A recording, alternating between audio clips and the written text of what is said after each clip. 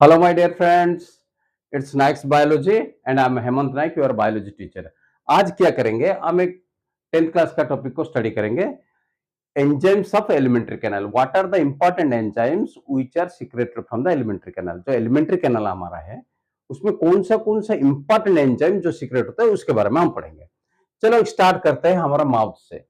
तो माउथ से जब हमारा एलिमेंट्री कैनाल स्टार्ट होता है, माउथ से स्टार्ट होता है, एनोस से एंड होता है. It is starting from the mouth and with the Enos. तो ये पूरा जो ट्यूब है ना उसको हम कहते हैं एलिमेंट्री कैनाल. तो हम माउथ से शुरू करते हैं. माउथ से क्या होता है? Mouth is contain a gland that is called the salivary gland. आपको पता है सैलिवरी ग्लैंड हमारा माउथ में है. उसका काम क्या है? It will produce a enzyme that is called the salivary amylase. एक एंजाइम है जिसका नाम है सैलिवरी एमाइलेज. इसका काम क्या है भैया सैलिवरी एमाइलेज का? देखो, it will convert the starch into the maltose. ये स्टार्च क्या होता है? देखो, जैसे आप चावल खाते हैं और बहुत सारी पोटैटो खाते हैं और ऐसे बहुत सारी खाना खाते हैं जिसमें हमारा क्या होता है? स्टार्च रहता है. और वो स्टार्च जो है उसको ब्रेक डाउन होना पड़ेगा, ऐसे तो डाइजेशन नहीं होता. तो उसको ब्रेक डाउन जो करता है वो करता है सैलिवरी एमाइलेज. तो हमारा माउथ से जो सैलिवरी ग्लैंड से जो सीक्रेट होता है salivary amylase, that is starch will convert into the maltose. जो कि स्टार्च को तो ब्रेक डाउन होना ही है. जैसे हमारा कार्बोहाइड्रेट को भी ब्रेक डाउन होकर क्या निकलता है? ग्लूकोज हो जाता है. प्रोटीन ब्रेक डाउन होकर क्या होता है? अमीनो एसिड हो जाता है. उस तरह फैट भी ब्रेक डाउन होकर क्या होता है? फैटी एसिड एंड ग्लिसरॉल हो जाता है. चलो, तो अभी आता है नेक्स्ट इंपॉर्टेंट ग्लैंड जो कि हमारा एंजाइम सीक्रेट करता है, that is called the stomach.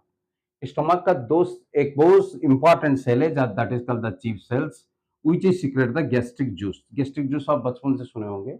और वो जो गैस्ट्रिक जूस जो है वो चीफ सेल से सीक्रेट होता है. और when this gastric juice is secreted it will secret a very important enzyme that is called pepsin. तो पेप्सिन तो सबको पता है. पेप्सिन क्या करता है ना? प्रोटीन को ब्रेक डाउन करता है. लेकिन ये जो पेप्सिन जो है it will actually form from inactive compound pepsinogen. देखो, पेप्सिनोजेन से होता है पेप्सिन. ये पेप्सिनोजेन जो है it will convert into the pepsin. तो ऐसे कैसे हो जाता है भाई? इनएक्टिव कंपाउंड एक एक्टिव कंपाउंड में. उसके लिए हमको चाहिए HCl, हाइड्रोक्लोरिक एसिड. तो हाइड्रोक्लोरिक एसिड जब रहता है वो जो मीडियम एसिडिक रहता है तो ये जो पेप्सिनोजेन क्या हो जाता है? पेप्सिन हो जाता है. तो ये पेप्सिन क्या करता है? ब्रेक डाउन करता है किसको? प्रोटीन को. देखो, हमारा जो सैलिवरी एमाइलेज था वो स्टार्च को ब्रेक डाउन कर रहा था. लेकिन जो पेप्सिन है वो कहा क्या ब्रेक डाउन कर रहा है? प्रोटीन को ब्रेक डाउन कर रहा है. And the proteins will break down into the peptones and proteoses. ये जो छोटा छोटा प्रोटीन को छोटा छोटा कंपाउंड बना देता है. वो जैसे हमारा सैलिवरी एमाइलेज स्टार्च को भी छोटा छोटा माल्टोज मीन्स वो बहुत छोटा कंपाउंड है. उसके बाद आएंगे हम पेराइटल सेल और ऑक्जेंटिक सेल. ये पेराइटल सेल और ऑक्जेंटिक सेल क्या करता है? HCl सीक्रेट करता है. क्या HCl क्यों जरूरी है? क्योंकि हमको पेप्सिनोजेन से पेप्सिन करने के लिए HCl जरूरी है. और क्या जरूरी है? It will activate the pepsin. ऐसे एक्टिवेट हो गया. और क्या करता है? Kills the bacteria. दिन भर हम बहुत सारे खाना खाते रहते हैं और बहुत सारे खाने में क्या है? बैक्टीरिया भी आ जाता है. पानी पीते उसमें बैक्टीरिया चला जाता है बॉडी के अंदर. तो बैक्टीरिया को जब वो एसिड के कंटेंट में आता है, वो हाइड्रोक्लोरिक एसिड को कंटेंट में आता है. When it is comes in contact with the hydrochloric acid they will get killed. वो मर जाते हैं क्योंकि एसिड का एसिडिक मीडियम में वो बच नहीं सकते, वो मर जाएंगे. तो हमको उसमें जो हार्मफुल इफेक्ट है और जो डिजीज करने का पॉसिबिलिटी रहता है वो बिल्कुल नहीं हो पाता. ये सबसे बड़ा इंपॉर्टेंट काम है HCl का. तो अभी बोलो भाई, HCl का दो इंपॉर्टेंट काम है. एक तो it will kill the bacteria. दूसरे क्या काम है?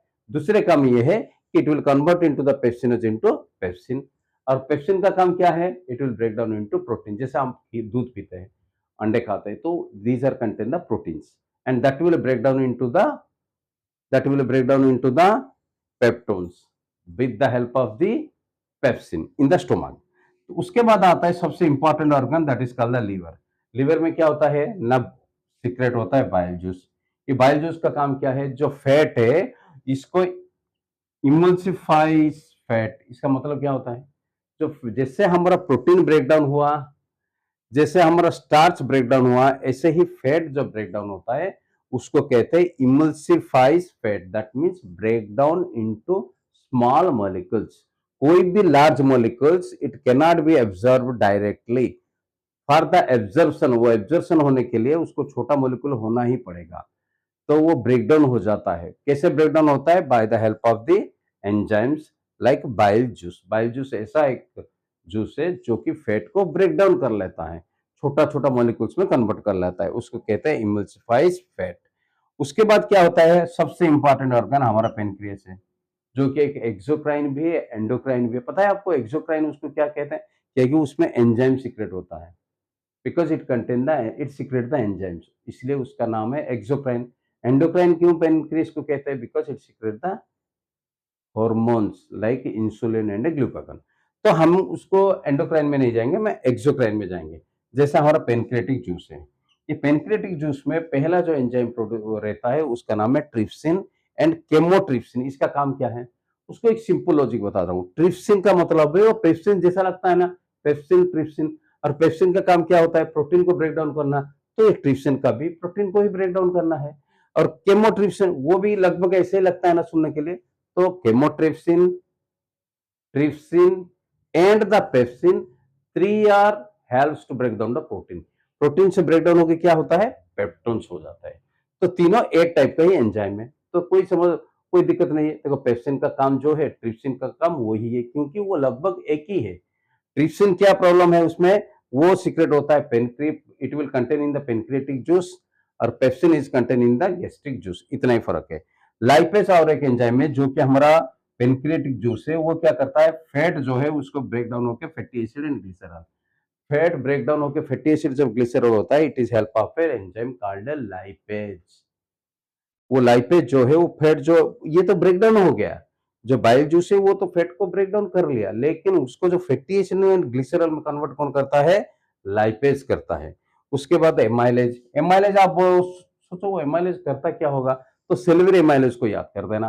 सिल्वर एमाइलेज क्या करता है? स्टार्च से माल्टोज करता है। द सेम काम जो है एमाइलेज भी करता है, it will convert into the starch into maltose. तो उसमें क्या सीखे हैं हम? पूरा हम कंक्लूजन 1 मिनट में।